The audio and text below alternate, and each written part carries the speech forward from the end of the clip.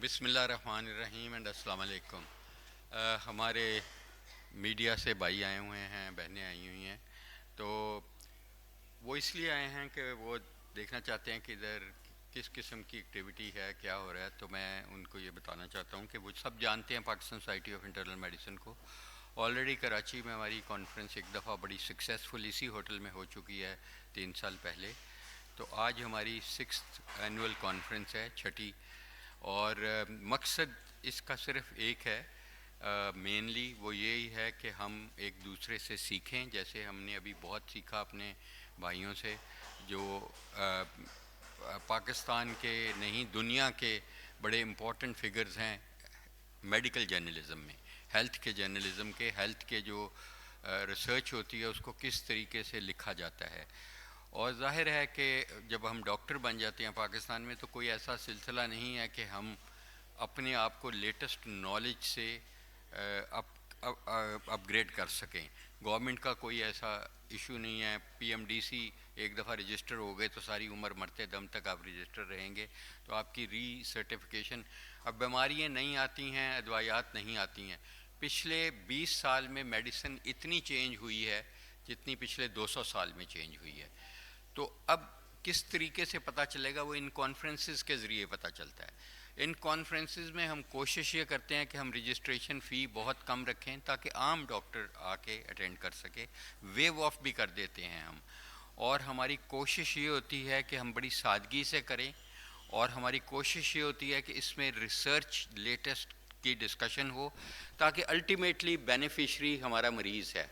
वो मरीज़ जो शायद महंगी दवाइयाँ नहीं अफोर्ड कर सकता, हम लोकल सॉल्यूशंस उसके लिए लाएं, लोकल अदवायात लाएं और उसको आगे लेके चलें। तो ये कॉन्फ्रेंस पे हम आपको वेलकम करते हैं। आज इसका पहला दिन है और बहुत सक्सेसफुल, अल्हम्दुलिल्लाह पहला दिन, अल्लाह ताला का शुक्र है। और फिर I am very very grateful to Shabnam करेजो साहबा वहाँ बैठी हैं, जो सदर हैं कराची चैप्टर की, जो होस्ट कर रही हैं। She is the chief host, हम नहीं हैं।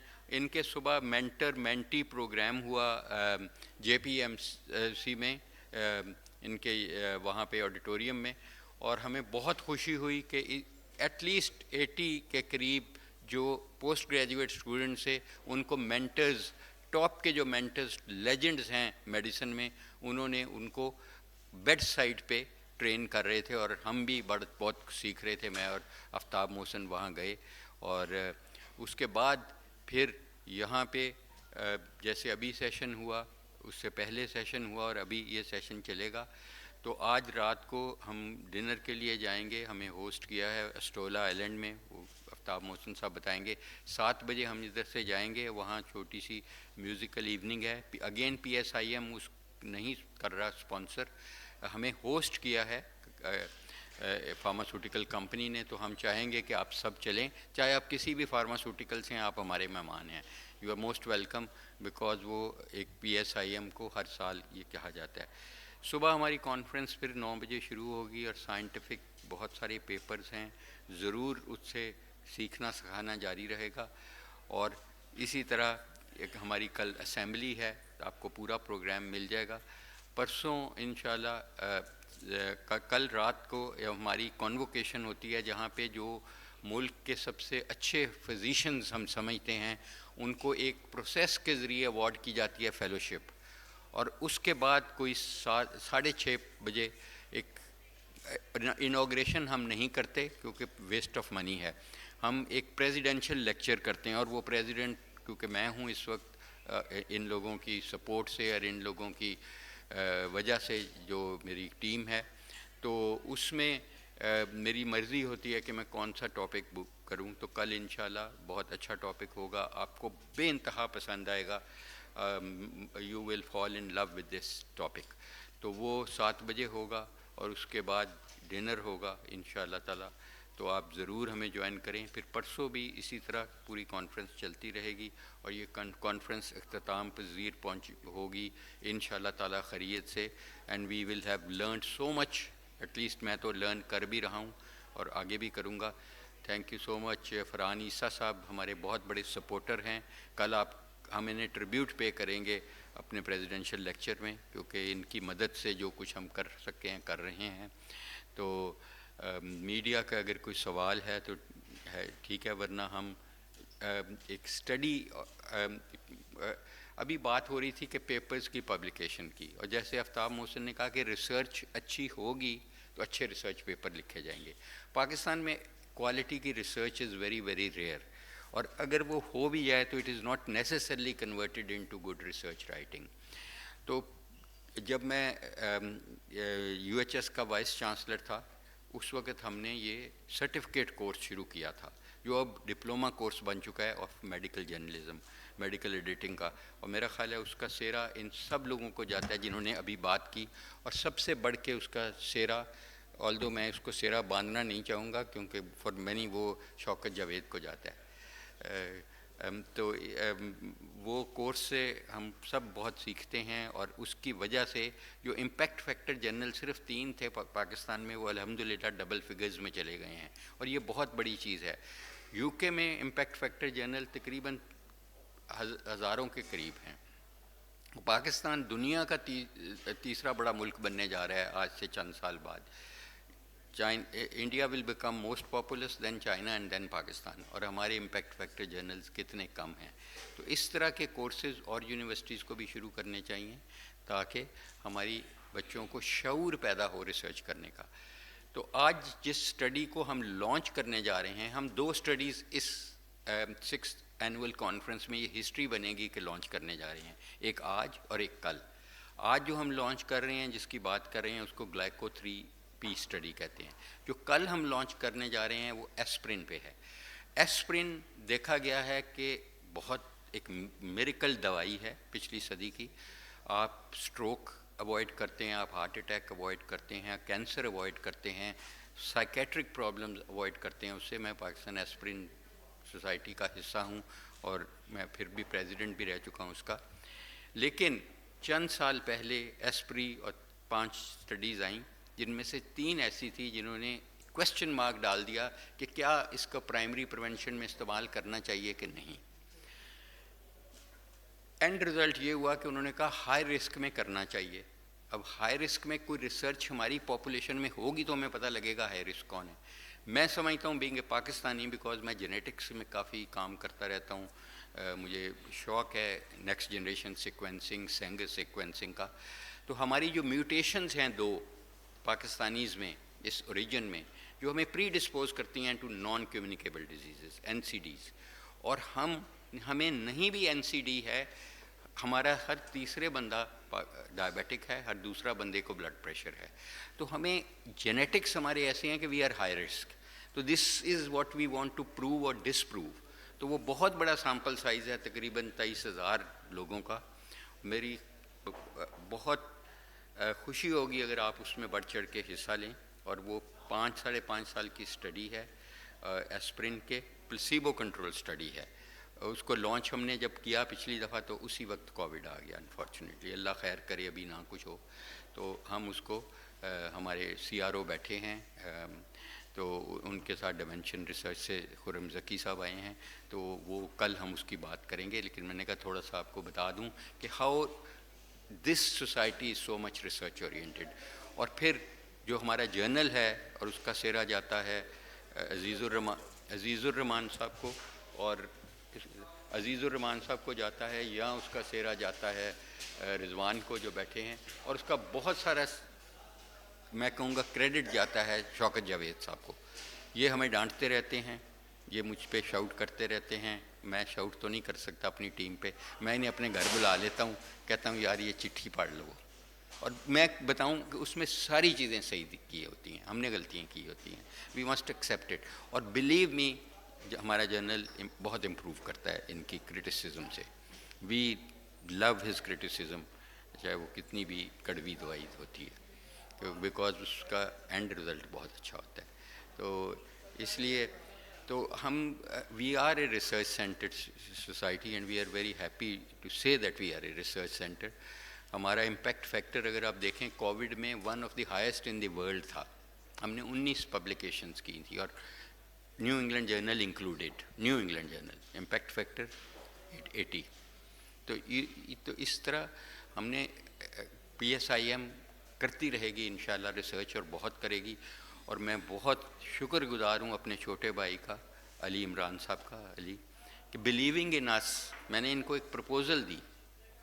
इसकी बैकग्राउंड ये है, मैं आपको ये बता दूँ, इस स्टडी की जो ग्लाइको 3P हम स्टडी करने जा रहे हैं, इसका बैकग्राउंड ये है कि आपको पता है कि डायबिटीज़ तकरीबन हर तीसरे फ़र्द को पाकिस्तान में है, और उसको स्टैटिन भी लेना पड़ता है, एस्प्रिन भी लेनी पड़ती है, उसको ब्लड प्रेशर की दवाई भी, ज़्यादातर उनको ब्लड प्रेशर भी साथ होता है, और उसको कम से कम 3-4 दवाइयाँ शुगर की लेनी पड़ती हैं या इंसुलिन लगानी पड़ती है।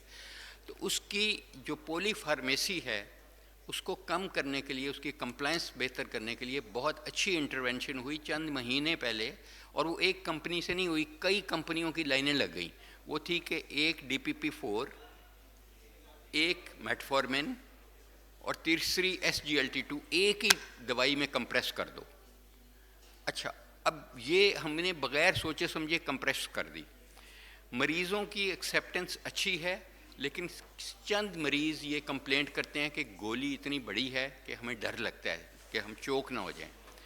तो मैंने अली को कहा, जो नबी कासिम के रूए रवां हैं, Nabi Qasim is a very good company of Pakistan, मैंने इन्हें कहा कि इसको क्यों ना हम रिसर्च की सेटिंग में चेक करें कि क्या इसका फ़ायदा हुआ, इतनी बड़ी, इतना पैसा लगा, इतनी मतलब दवाइयाँ लोगों की छोड़ो, कि हमने इसको कहते हैं स्विच करना, कि जो मरीज़ शुगर वाले हैं 2 दवाइयाँ 3 ले रहे हैं, उनको वो बंद करा के एकदम आप स्विच कर देंगे उस दवाई पे।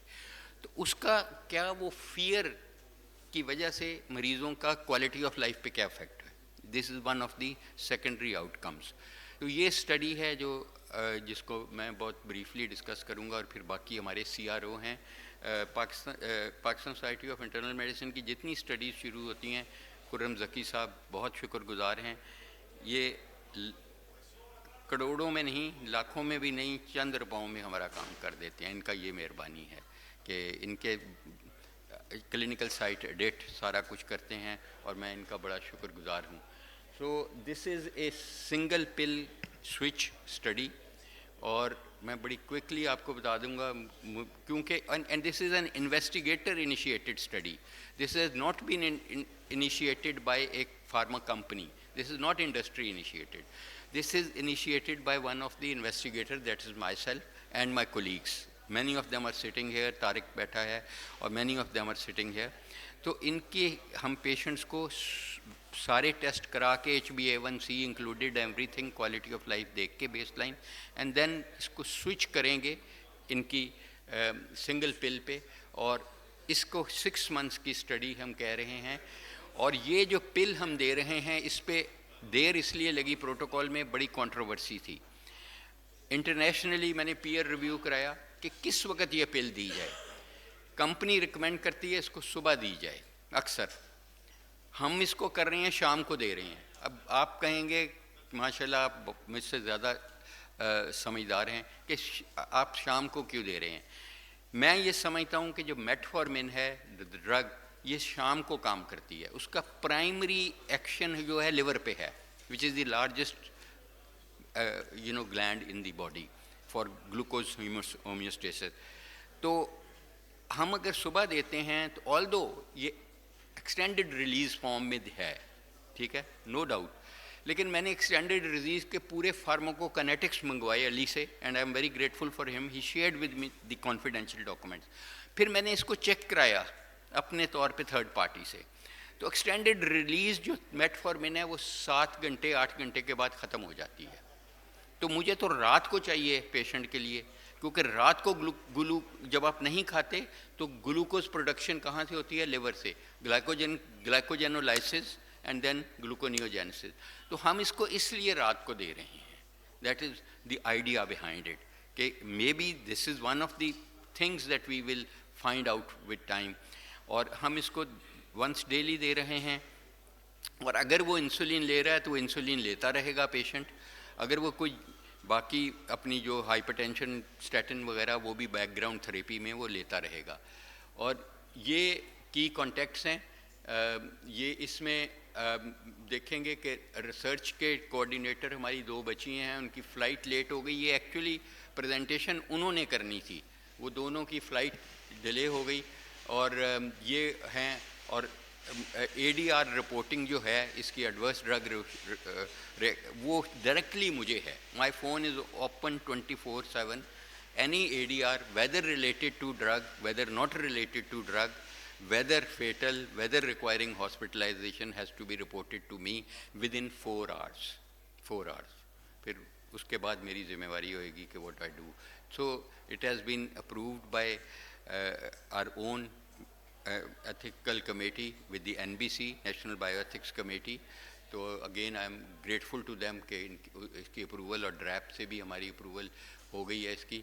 और ये डिमेंशन रिसर्च के फोकल पर्सनस हैं who are available for all the investigators and more for the patients.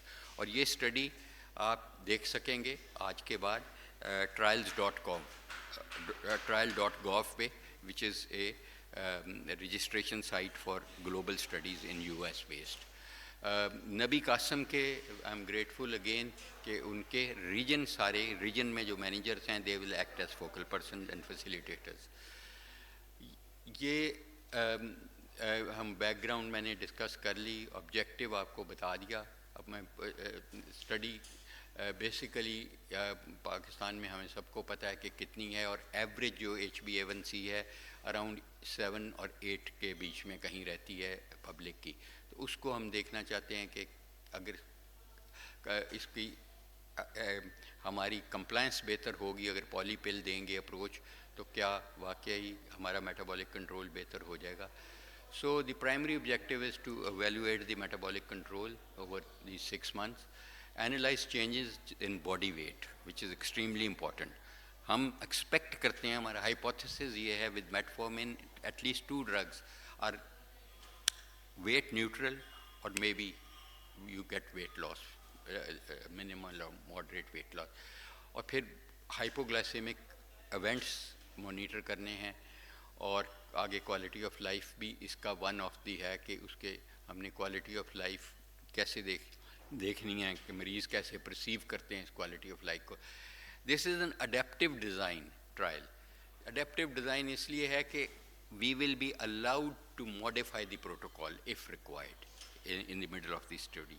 So हम पहले ही declare कर रहे हैं कि this will not be violation of the protocol, this will be an adaptive design, but then again if we use this power of adaptation, we'll go back to NBC and our ethical committees, जो भी हम करेंगे adaptation. तो methodology study setting OPD है, और sample size हमारा 800 adult patients का है, और इसमें इंक्लूजन क्राइटेरिया आप देख लें कि स्टैंडर्ड इंक्लूजन क्राइटेरिया है. और क्योंकि पाकिस्तान में बच्चों में जो डायबिटीज़ है 18 साल हमने इसलिए लिखी है कि 18 साल की उम्र में सबसे common type of diabetes is type 2 diabetes. Even at the age of 10 year the commonest type of diabetes is MODY, maturity onset और मोनोजेनिक डायबिटीज़ और टाइप 2 डायबिटीज़. इसलिए उनको भी इसकी ज़रूरत है. इन बच्चों को हम ऐसे खामखा उनको इंसुलिन पे लगा देते हैं. मैं बहुत सारे बच्चों की इंसुलिन छुड़ाता रहता हूँ. जब मैं उनकी सी पेप्टाइड कराता हूँ तो वो ठीक ठाक इंसुलिन सिक्रीशन होती है उनकी बॉडी में, खामखा उनको एक्सोजेनस इंसुलिन दे के उनका वज़न बढ़ाते हैं. तो एक्सक्लूजन क्राइटेरिया डीकम्पनसेटेड जो स्टैंडर्ड है हमारा, वो नॉट कंसेंटिंग टाइप 1 डायबिटीज़ को हम एक्सक्लूड कर रहे हैं इससे. और इंटरवेंशन आर्म इसका डाटा कलेक्शन टूल्स जो है this is A paperless thing, मगर हमने पेपर रखा है फिर भी, क्योंकि हम समझते हैं कि ये इन्वेस्टिगेटर्स जो बैठे हैं, साजिद बैठा है, सब बैठे हैं, कि उनके पास इतना टाइम नहीं होगा. इनका असिस्टेंट को तो हम ट्रेन कर देंगे, वो बाद में फिर उसको ऑनलाइन जाके उनको फिल कर लेगा. कि CRF डेवलप हो चुका है, और इसकी जो बाकी सोशियो इकनॉमिक और सारा, और ख़ासकर quality of life questionnaire which is extremely important, vital science वगैरह, और फिर इनकी सारे हम ब्लड सैंपल्स वगैरह लेके तो फिर हम इनको single poly pill in the evening देंगे विद मील्स. और ये हमारी होगी 25, 5 and 1000. सिर्फ एक ही हम स्विच करके ना सिंप्लीफिकेशन के लिए एक ही स्ट्रेंथ यूज़ कर रहे हैं. विज़िट 1 पे हम उनकी हिस्ट्री और CRF फॉर्म्स और इन्फॉर्म्ड कंसेंट क्योंकि हमारे पेशेंट्स इतने एजुकेटेड नहीं होते, तो हम रिकॉर्ड भी करेंगे, रिकॉर्ड उन केसेस में रिकॉर्ड भी होगी, अदरवाइज़ अगर वो पढ़ सकते हैं, क्योंकि उनको बताना ज़रूर है and they have right to say no के नॉट कंसेंटिंग। तो एम्प्टी ब्लिस्टर्स, उनको ब्लिस्टर्स दिए जाएंगे और उनको एक हफ़्ते बाद जब आएंगे तो वो कलेक्ट करेंगे हम वापस फॉर कंप्लाइंस, और फिर एवरी 2 वीक्स उनको वैल्यूएट किया जाएगा टिल 6 मंथ्स, और हर दफ़ा एम्प्टी ब्लिस्टर्स हम इकट्ठे करेंगे क्वालिटी, और स्टडी साइट ऑडिट ज़रूर होगा, डिमेंशन रिसर्च की टीम करेगी पूरी, ताकि इसको गुड क्लिनिकल प्रैक्टिस के मुताबिक इसको किया जाए। So the outcomes will be metabolic control, change in HbA1c, or multi blood check also, and quality of life के जो हम 2 questionnaires यूज़ कर रहे हैं वो भरवाए जाएंगे मरीज़ों से पूछ के, change in body weight, hypoglycemic events if any, तो डायबिटिक ट्रीटमेंट के अलावा जो जो ले रहे हैं वो भी रिकॉर्ड किया जाएगा। ये शेड्यूल ऑफ इवेंट्स है जो मैंने पहले बताया। First visit after 0 visit, the first visit will be after 1 week and then every 2 weeks till the end of the study. Again we will be doing HbA1c and all the blood tests at that time again. So I'll conclude by saying that research is a charity, I always say, because research आपको बताती है अपनी local population में कि आप क्या जो अपने तजर्बात कर रहे हैं, जो दवाइयाँ दे रहे हैं, क्या सिर्फ इस बेस पे दे रहे हैं कि आपके तल्लुकात इस कंपनी से बहुत अच्छे हैं, या आप really keeping the patient first. So this we can only prove with the robust research. So novel 3-pill combination therapy, we will be using Glemlin MXR to 525 1000 in type 2 diabetics with diverse patient population. The study will evaluate impact on metabolic control, quality of life, treatment satisfaction, and hypoglycemia and change of weight through the robust assessment. And inshallah, next year, Allah Zindagi De, hum sabko, we will be presenting these results. So thank you so much. आप खुरम ज़की साहब कुछ थोड़ा सा